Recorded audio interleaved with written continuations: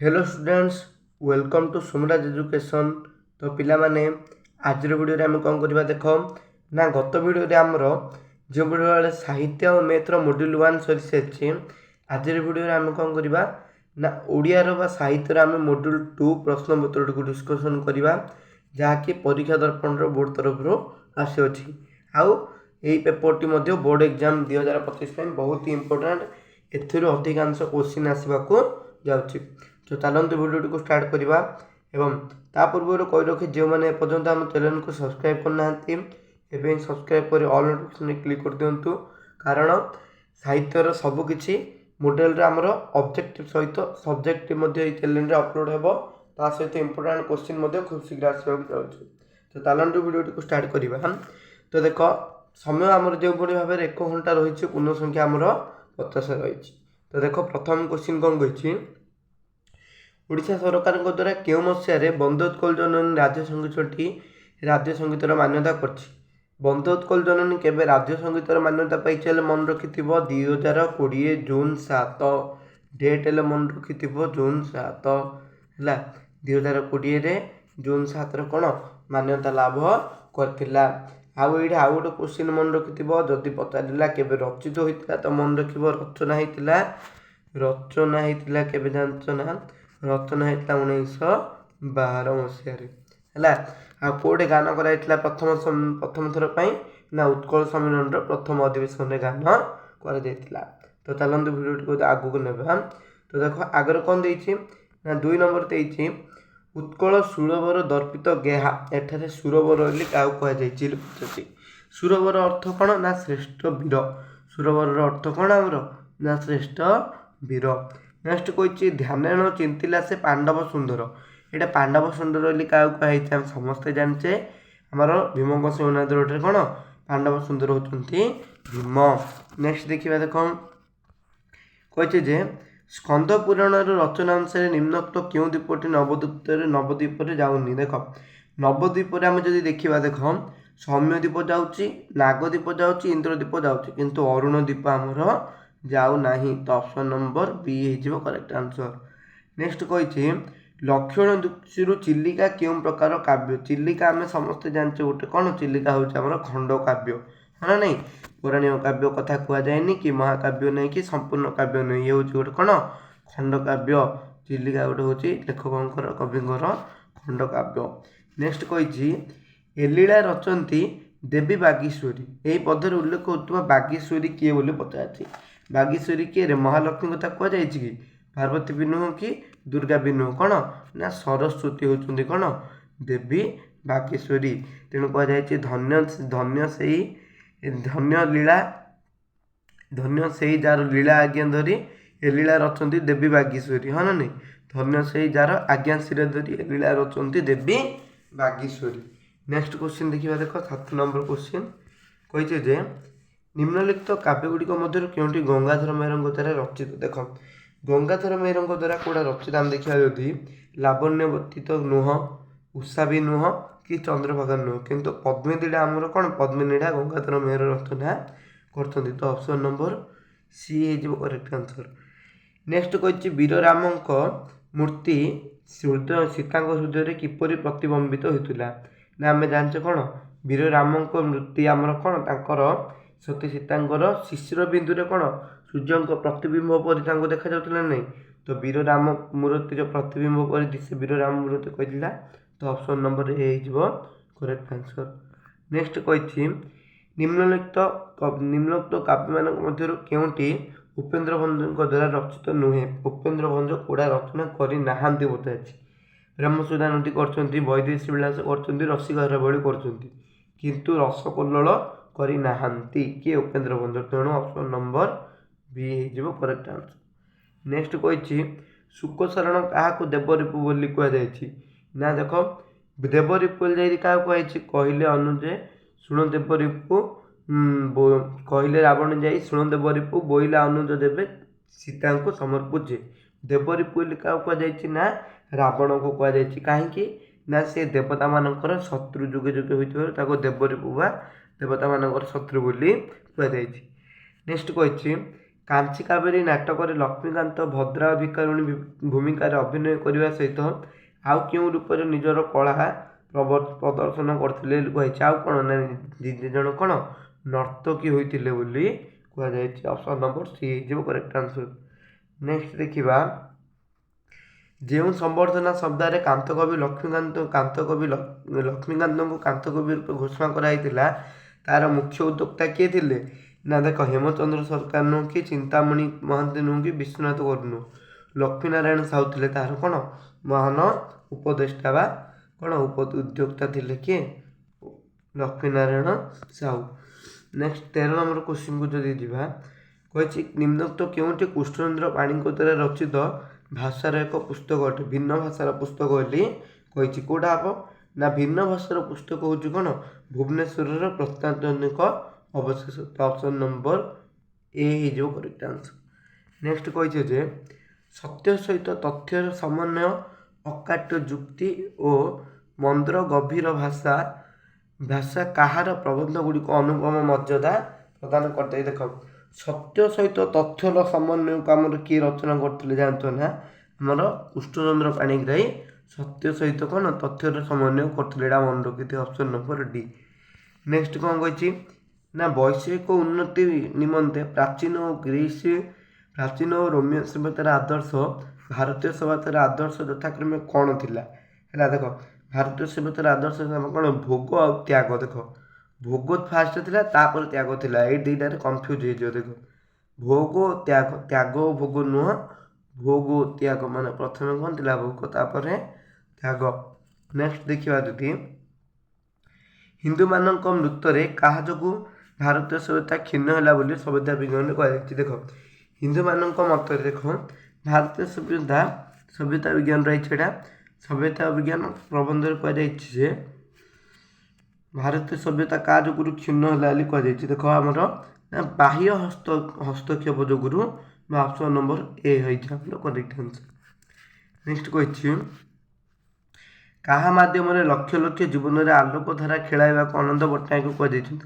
କାହା ମାଧ୍ୟମରେ ନା ବକ୍ଷ ଶୋଣିତ ଲକ୍ଷ ଜୀବନରେ ଛୁଟା ଆଲୋକ ଧାରା ବୋଲି କୁହାଯାଇଛି ନା ନାହିଁ? ତ ବକ୍ଷ ଶୋଣିତ ଅପସନ୍ ନମ୍ବର ସି ହେଇଯିବ କରେକ୍ଟ ଆନ୍ସର। ନିଜର ଛାତି ଇଏ କର ବୋଲି କୁହାଯାଇଛି। ନେକ୍ସଟ କ'ଣ ଦେଖ, ଲୁପ୍ତ ହେଉରେ ଜାତି ଉପଜାତି ଖଣ୍ଡିତ ସତ ଦେଶ, ଏଠାରେ ଜାତି ଉପଜାତି କେଉଁ ଭାବକୁ ବର୍ଣ୍ଣନା କରୁଛି? ଜାତି ଉପଜାତିରେ କ'ଣ ଆମର ବେଦ ବିଭେଦ, ଏଇଟା ହେବ ଅପସନ୍ ନମ୍ବର ବି। ନେକ୍ସଟ କହିଛି କାହାର ଦିବ୍ୟ ଚେତନା ଜାଗୃତ କରିବା ପାଇଁ ବିଦ୍ୟୁତ ପ୍ରଭା ଦେବୀ ସର୍ବସାମା ମାଟିରେ କବିକୁ ଆହ୍ୱାନ କରୁଛନ୍ତି? କବିତାର ଆହ୍ୱାନ କରାଯାଇଛି କାହାର? ନା ମଣିଷର ଦିବ୍ୟ ଚେତନାକୁ ଉତ୍ସାହ କଥା କୁହାଯାଇଛି। ତ ଅପସନ୍ ନମ୍ବର ସି ହେଇଯିବ କରେକ୍ଟ ଆନ୍ସର। ନେକ୍ସଟ କହିଛି ମା ପରି ଆଉ କିଏ ଆମର ସବୁ ଅଳି ଅରଦଳିକୁ ସହ୍ୟ କରୁଛି? ମା ପରି ଆଉ କିଏ? ନା ମାଟି ମା ବା ମାଟି ହେଇଯିବ ଅପସନ୍ ନମ୍ବର ଡି ହେଇଯିବ କରେକ୍ଟ ଆନ୍ସର। ନେକ୍ସଟ କ'ଣ କହିଛି ରାଜ୍ୟ ଗୁଡ଼ିକର ରାଜ୍ୟ ଭାଷା ହେବ ଆଞ୍ଚଳିକ ଭାଷା, ଏକଥା କିଏ କହିଥିଲା? ନା ରାଜ୍ୟ ଗୁଡ଼ିକର ଆମର ଆଞ୍ଚଳିକ ଭାଷା ହେବ ବୋଲି ଏଇଟା ଆମର ଆମର ଏଇଟା ମାତୃଭାଷା ଓ ଲୋକଶିକ୍ଷା ଆଣିତ, ଏଇଟା କିଏ? ନା ଲକ୍ଷ୍ମୀକାନ୍ତ ମହାପାତ୍ର କହିଥିଲେ। ଅପସନ୍ ନମ୍ବର ବି ହେଇଯିବ କରେକ୍ଟ ଆନ୍ସର। ନେକ୍ସଟ ଏଇଟା ଦେଖ, ଏଇଟା ଆମର ଲକ୍ଷ୍ମୀକାନ୍ତ ମହାପାତ୍ର ନୁହଁ, ଗାନ୍ଧୀଜୀ କହିଥିଲେ ଯେ ସେ ମାତୃସ୍ତନ୍ୟରୁ କ'ଣ ନା ନିଜ ମାତୃଭାଷାକୁ ମାତୃସ୍ତନ୍ୟ ବୋଲି ମନେ କରୁଥିଲେ, ଆଉ ମଧ୍ୟ କହିଥିଲେ ଯେ ରାଜ୍ୟ ଗୁଡ଼ିକର ରାଜ୍ୟ ଭାଷା ଆଞ୍ଚଳିକ ଭାଷା ହେବ ବୋଲି କୁହାଯାଇଛି, ଯେଉଁଟାକି ଆମର NEP 2020ରେ ଖୁବ୍ ଶୀଘ୍ର ଭାବରେ ଲାଗୁ ହେବାକୁ ଯାଉଛି ଆର ବର୍ଷରୁ। ନେକ୍ସଟ କହୁଛି ଗଣତନ୍ତ୍ରର ମୂଳ ଲକ୍ଷ୍ୟ କ'ଣ ବୋଲି ପଚାରିଛି? ଦେଖ, ଗଣତନ୍ତ୍ରର ମୂଳ ଲକ୍ଷ୍ୟ ହେଉଛି କ'ଣ ନା ଆମର କ'ଣ ଶିକ୍ଷା। ଗଣତନ୍ତ୍ରର ମୂଳ ଲକ୍ଷ୍ୟ ଆମର ଶିକ୍ଷା ହୋଇଯାଇଛି ଗଣତନ୍ତ୍ରର ମୂଳ ଲକ୍ଷ୍ୟ, ବୁଝିଲା ନାହିଁ? ଗଣତନ୍ତ୍ରର ମୂଳ ଲକ୍ଷ୍ୟ ହେଉଛି କ'ଣ ଶିକ୍ଷା, ସେ ମତଦାନ ନୁହେଁ କି ଦଳ ଗଠନ ନୁହେଁ କି ନିର୍ବାଚନ ନୁହେଁ। ନେକ୍ସଟ କହିଛି ଶ୍ରୀ ଶରତଚନ୍ଦ୍ର ଗୁପ୍ତଙ୍କର ସନ୍ନ୍ୟାସୀ ନାମ କ'ଣ ଥିଲା? ଦେଖ, ଶ୍ରୀ ଶରତଚନ୍ଦ୍ର ଗୁପ୍ତ ପଚାରିଥିଲେ ତାଙ୍କର କ'ଣ ଥିଲା ନା ସ୍ୱାମୀ ସଦାନନ୍ଦ। ମନେ ରଖିଥିବେ ସମସ୍ତେ, ସ୍ୱାମୀ ସଦାନନ୍ଦ। ଅପସନ୍ ନମ୍ବର ଏ ହେଇଯିବ correct answer. Next 24 number question କହିଛି ଯେ ଦେଖ କ'ଣ କହିଛି ନା ରାଜପତ୍ନାରେ ବିବେକାନନ୍ଦ କାହାର ଆତିଥ୍ୟ ଗ୍ରହଣ କରିଥିଲେ? ଦେଖ, ରାଜପତ୍ନାରେ ତାଙ୍କ କ'ଣ ଜଣେ କ୍ଷେତରୀ ମହାରାଜା, ଦେଖ ଅପସନ୍ ନମ୍ବର ଡି ଅଛି କ୍ଷେତରୀ ମହାରାଜା, ହେଲା କ୍ଷେତରୀ ମହାରାଜାଙ୍କର ଆତିଥ୍ୟ ଗ୍ରହଣ କରିଥିଲେ। ନେକ୍ସଟ ଯଦି ଦେଖିବା ଦେଖ କହିଛି ବାମଣ୍ଡାର ରାଜସଭା ଫକୀରମୋହନ ସେନାପତିଙ୍କୁ କେଉଁ ସମ୍ମାନରେ ଭୂଷିତ କରିଥିଲେ? ବାମଣ୍ଡାର ରାଜସଭା ଦେଖ ଫକୀରମୋହନ ସେନାପତିଙ୍କୁ କ'ଣ କବି ସମ୍ରାଟ ତ ଉତ୍କଳ କ'ଣ ଆମର କବି ସମ୍ରାଟ ହେଉଛି ଉପେନ୍ଦ୍ରଭଞ୍ଜ, ଉତ୍କଳମଣି ନୁହଁ କି ଭକ୍ତ କବି ନୁହଁ, ସରସ୍ୱତୀ ନାମରେ କି କରିଥିଲେ ଭୂଷିତ। ଅପସନ୍ ନମ୍ବର ଡି ହେଇଯିବ କରେକ୍ଟ ଆନ୍ସର। ନେକ୍ସଟ ଝଙ୍କାର ପତ୍ରିକା କାହାର ଅବଦାନ? ଦେଖ ଝଙ୍କାର ପତ୍ରିକାଟା ଆମର କିଏ ଲେଖିଥିଲେ? ହରେକୃଷ୍ଣ ମହାଦେବ ଲେଖିଥିଲେ। ନେକ୍ସଟ ଗାଳ୍ପିକ ବସନ୍ତ କୁମାର ଶତପଥୀ କାଠରୁ ଆସିଲା କେଉଁଭଳି ଜଳୁଥିବା କାଠକୁ ପସନ୍ଦ କରନ୍ତି? କ'ଣ ନା ଫରଫର ହେଇ ଜଳୁଥିବା କାଠକୁ ପସନ୍ଦ କରୁଛନ୍ତି ବୋଲି କୁହାଯାଇଛି। ତ ଆମର ଏ ଫୁରଫୁର ହେଲା ଫରଫର ନୁହଁ ଫୁରଫୁର। ଅପସନ୍ ନମ୍ବର ବି ହେଇଯିବ କରେକ୍ଟ ଆନ୍ସର। ନେକ୍ସଟ କାଠ ଚିରାଳି କେତେ ଟଙ୍କା ମଜୁରୀରେ କାଠ ଚିରିବା ପାଇଁ ରାଜି ହୋଇଥିଲା? ଦେଖ ପୁରାପୁରି କେତେ ଟଙ୍କାରେ ପୁରାପୁରି ସେ ଫାଇନାଲ ଡିଲ୍ଟା ହେଇଯାଇଥିଲା ବା ରାଜି ହେଇଯାଇଥିଲା ନା 3 ଟଙ୍କା 12 ଅଣା। ଅପସନ୍ ନମ୍ବର ସି ହେଇଯିବ କରେକ୍ଟ ଆନ୍ସର। ନେକ୍ସଟ କ'ଣ କହିଛି? ଅଙ୍ଗଦ କାହା ସହିତ କଳିଙ୍ଗ ରାଜାପ୍ରସାଦର ଦରବାର କକ୍ଷ ନିକଟରେ ପହଞ୍ଚିଥିଲେ? ଅଙ୍ଗଦକୁ କିଏ ଧରି ଯାଇଥିଲେ? ନା ଦୀର୍ଘଦେବୀ ପୁରୁଷ ଧରି ଯାଇଥିଲେ।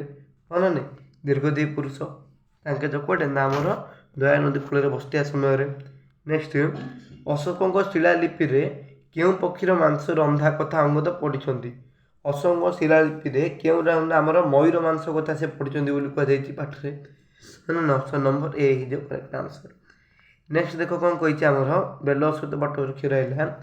ନଟବର ବାବୁଙ୍କ ମୁଦା ଆଖିପତା ଉପରେ ବିରାଟ ବରଗଛକୁ ଆଚ୍ଛନ୍ନ କରି ଭାସୁଥିବା ଛବିଟି କାହାର ଥିଲା? ତାଙ୍କର ଯାଉଥିଲା ଯେଉଁ କାହାର ଥିଲା ନା ତାଙ୍କ ବୋଉଙ୍କର ଥିଲା। ତାଙ୍କ ବୋଉଙ୍କର ପ୍ରତିଛବିଟା ମଧ୍ୟ ସେଇଟା ଥିଲା ବୋଲି ସିଏ କହିଛନ୍ତି। ଅପସନ୍ ନମ୍ବର ବି କବି ଆମର ଗଳ୍ପର ଶେଷ ଆଡ଼କୁ ଅଛି। ନେକ୍ସଟ କହିଛି ନଟବର ବାବୁ ତାଙ୍କ ସାନ ଝିଅଙ୍କ ଉଦ୍ଦେଶ୍ୟରେ କ'ଣ କହିଛି କି ଲୋକବାଣୀ ପ୍ରୟୋଗ କରିଛନ୍ତି? ଦେଖ ତାଙ୍କ ସାନ ଝିଅ କ'ଣ ଖାଲି ଫ୍ୟାସନରେ ବୁଲୁଥିଲା କିନ୍ତୁ କ'ଣ ଯେତେ ଥର ହେଲେ କ'ଣ ସେ କିଛି କୁହାଯାଇଥିଲା ସେଣୁ କୁହାଯାଇଛି ଯେ ମୋତେ ଯେତେ ମାଠ ମାଡ଼ ମୁଁ ସେ ଦରପଡ଼ା କାଠି ବୋଲି କୁହାଯାଇଥିଲା। ତ ନେକ୍ସଟ କହିଛି ନିମ୍ନୋକ୍ତ କେଉଁଟି ମନୋରଞ୍ଜନ ଦାସଙ୍କର ଏକ ନାଟକ ନୁହେଁ? ମନୋରଞ୍ଜନ ଦାସଙ୍କର ଗୋଟେ ନାଟକ ନୁହେଁ ବୋଲି କହିଛି। ଦେଖ ବନହଂସୀ ହେବ, ଅରଣ୍ୟ ଫସଲ ହେବ, କାଠଯୋଡ଼ା ହେବ କିନ୍ତୁ ରକ୍ତମାଟି ହେବନି। Option number D. ନେକ୍ସଟ କହିଛି ପୁରବୀ ସୁବ୍ରତଙ୍କୁ ଉପହାର ଦେଇଥିବା ନୀଳ କଲମଟିକୁ ପ୍ରୀତି ଘନଶ୍ୟାମ ବାବୁଙ୍କ ସ୍ତ୍ରୀକୁ କେତେ ଟଙ୍କାରେ ବିକି ଦେଇଥିଲେ? ଦେଖ ମାତ୍ର ସିଏ କ'ଣ 10 ଟଙ୍କାରେ ବିକିଥିଲେ। ଦେଖ ଅପସନ୍ ନମ୍ବର ସି ଅଛି 10 ଟଙ୍କା। ଦେଖ ନେକ୍ସଟ କେଉଁ ଦେବତାଙ୍କୁ ପୂଜା କରି ଶାମ୍ବ ଦୁରାରୋଗ୍ୟ କୁଷ୍ଠ ବ୍ୟାଧିରୁ ମୁକ୍ତ ହୋଇଥିଲେ? କାହାକୁ ପୂଜା କରି? ସୂର୍ଯ୍ୟଙ୍କୁ ପୂଜା କରି। ନେକ୍ସଟ କହିଛି ଯେ ଭେରି ଭେରି ଇମ୍ପୋର୍ଟାଣ୍ଟ କ୍ୱେଶ୍ଚିନ୍ ଏଇଟା ମନେ ରଖିଥିବ ଯେ ସମସ୍ତ ବାକ୍ୟର ସମାପିକା କ୍ରିୟାଯୁକ୍ତ ଅଂଶ କ'ଣ କୁହାଯାଏ? ନା ଖଣ୍ଡ ବାକ୍ୟ କୁହାଯାଏ। ଅପସନ୍ ନମ୍ବର ଡି ହେଇଯିବ କରେକ୍ଟ ଆନ୍ସର। ନେକ୍ସଟ କ୍ୱେଶ୍ଚିନ୍ କହିଛି ଯେ ରମେଶ ବିନା ଏ କାମ ହୋଇପାରିବ ନାହିଁ। ଏଠାରେ ବିନା ଗୋଟିଏ କି ପଦ ବୋଲି ପଚାରିଛି। ବିନା ହେଉଛି ଗୋଟେ କ'ଣ ପଦାନ୍ୱୟୀ ଅବ୍ୟୟ ହେଲା। ଅପସନ୍ ନମ୍ବର ବି। ନେକ୍ସଟ 38 ନମ୍ବର କହିଛି ଯେ ଯାହା କରିବା ଉଚିତ ତାହା କର। ଏ ବାକ୍ୟଟିକୁ ସଂକ୍ଷେପଣ କଲେ କେଉଁ ଦ୍ୱାରା କରାଯିବ? ଏଇଟା ଗୋଟେ କୃଦନ୍ତ ଦ୍ୱାରା କରାଯିବ। ଅପସନ୍ ନମ୍ବର ସି ହେବ। ନେକ୍ସଟ 39 ନମ୍ବର କହିଛି ଯେ ନିମ୍ନୋକ୍ତ କେଉଁଥିରେ ଅନ୍ତର୍ବିଧିର ଉଲ୍ଲଂଘନ ଘଟିଛି? ଦେଖ ଋଣ ତ ଅନ୍ତର୍ବିଧିର ଉଲ୍ଲଂଘନ ନୁହଁ କି ଦର୍ପଣରେ ନୁହଁ କି ଭାଷଣରେ ନୁହଁ କିନ୍ତୁ ଆମେ ଯଦି ମଶାଣୀ ୱାର୍ଡ଼ଟା ଦେଖିବା ଦେଖ ଏଇଟା କ'ଣ ଆମର ଅନ୍ତର୍ବିଧିର ଉଲ୍ଲଂଘନ ଘଟିଛି ହେଲା। ତ ଅପସନ୍ ନମ୍ବର ଡି ହେଇଯିବ କରେକ୍ଟ ଆନ୍ସର। ତ ନେକ୍ସଟ କହିଛି ସ୍କୁଲ ଏଇଟା ଗୋଟେ କି ପଦ ବୋଲି କହିଛି। ସ୍କୁଲ ହେଉଛି ଗୋଟେ କ'ଣ ନା ବୈଦେଶିକ ପଦ। ଅପସନ୍ ନମ୍ବର ବି। ନେକ୍ସଟ କ'ଣ କହିଛି ନା ବୈଶ୍ୟା ଏହାର ଶୁଦ୍ଧ ରୂପ କ'ଣ ବୋଲି କହିଛି। ଦେଖ ବୈଶ୍ୟା ଏଠାରେ କି ପ୍ରକାର ଅଶୁଦ୍ଧ ରହିଛି? ବେଶ୍ୟା ହେବ ଏଟାର କି ରହିଛି ନା ଲିଙ୍ଗଗତ ରହିଛି କାହିଁକିନା ଏଇଟା କ'ଣ ବେଶ୍ୟା ହେବାର ଥିଲା। ନେକ୍ସଟ କହିଛି ଯେ ଅନସୂୟାର ଶୁଦ୍ଧ ରୂପଟା କେମିତି? ଦେଖ ଅନସୂୟା ଯଦି ଦେଖିବା ଆମେ ଦେଖ ଗୋଟେ ଦେଖିବା ଏ ଟାଇପ୍ର ତ କେବେ ଲେଖା ହେବନି ବାକି ଏଇଟାରେ କେବେ ଲେଖା ହେବନି। ଏ ଦୁଇଟାରେ କନଫ୍ୟୁଜ୍ ରହିବ କିନ୍ତୁ ଅନୁସୂୟା କେବେ ଲେଖା ନୁହଁ ସେଇଟା ହେଉଛି ଅନସୂୟା। ଅପସନ୍ ନମ୍ବର ଡି ହେବ କରେକ୍ଟ ଆନ୍ସର ହେଲା। ସେଇଟା ହେଉଛି ଅନୁସୂୟା ନାହିଁ ସେଇଟା ହେଉଛି Anasuya. Option number D. Next 43 number question ଦେଖିବା ଆଖି ରଖିବା ରୂଢ଼ିର ଅର୍ଥ କ'ଣ ହେଲେ ପଚାରିଛି। ଦେଖ ଆଖି ରଖିବା ବୋଲି କହିଲେ କ'ଣ ଅଛି ନା ଲକ୍ଷ୍ୟ କରି ରଖିବା ବା ଅନ୍ୟରେ ବଇଥା ଗୋଟେ ତେଡ଼ ହଁ ନାହିଁ। ନେକ୍ସଟ କ୍ୱେଶ୍ଚିନ୍ ଦେଖିବା ଯଦି କହିଛି ସମୂହ କାର୍ଯ୍ୟରେ ଡ୍ୟାସ୍ ଦେବା ଠିକ୍ ନୁହଁ। ସମୂହ କାର୍ଯ୍ୟରେ କିଛି ବି କାର୍ଯ୍ୟରେ କ'ଣ ଦେବା ଠିକ୍ ନୁହଁ ନା ଘର ଛଡ଼ା ବା ହାତ ଛଡ଼ା କରିବା ସେଇଟା ଠିକ୍ ନୁହଁ ବୋଲି କୁହାଯାଇଛି। ଅପସନ୍ ନମ୍ବର ବି ହେବ କରେକ୍ଟ ଆନ୍ସର୍। ନେକ୍ସଟ କହିଛି ଉଡ଼ିଗଲା ଚଢ଼େଇର ପର ଗଣିବା। ଏ ଲୋକଟି କେଉଁ ଅର୍ଥକୁ ଭାବନାକୁ ଅସମ୍ଭବ ପ୍ରକାଶ କରୁଛି ନା କ'ଣ? ଏଇଟା ଆମର କ'ଣ ପ୍ରକାଶ କରୁଛି ନା ଅତି ବୁଦ୍ଧିଆ, ହଁ ନା ନାହିଁ? ଅପସନ୍ ନମ୍ବର ଏ ହେବ।